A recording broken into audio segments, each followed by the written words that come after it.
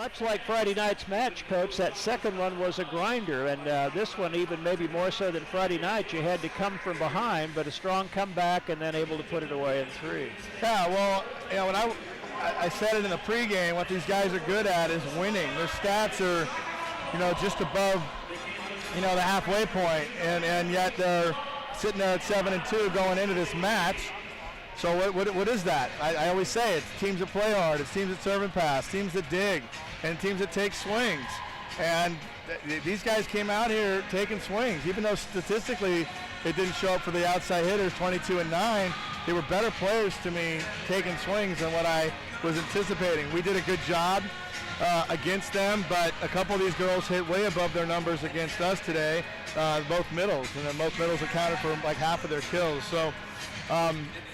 Yeah, I'll tell you, I feel like we're doing a good job at trying to make a couple adjustments, and hopefully we can get it. But imagine if Abby doesn't hit, 600. You know what I'm saying? It's like if something like that gets dealt with, do we have enough around it, night in and night out? And tonight it was Tabitha and Michaela both well into the 200, so they played good enough, and in the end we did a better job against their lefts than did against ours, and that's always a good thing in volleyball. Yeah, following up on that, when you look at the distribution, Alex, Abby, Tabitha, Michaela, all from 22 to 32 swings, 3 in double-figure kills, all hitting at least 227, so you ended up with pretty good balanced offense.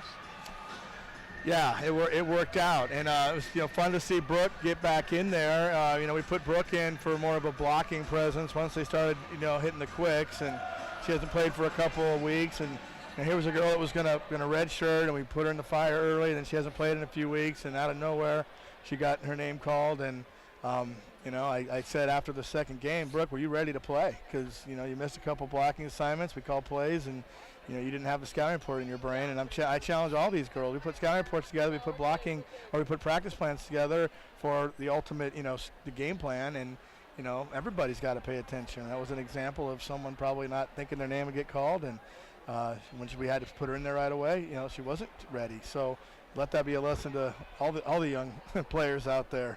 You never know.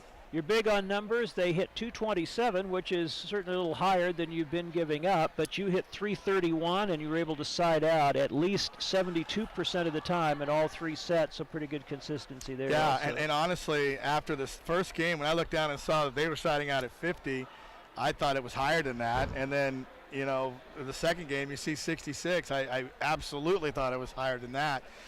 This last one felt about right, so...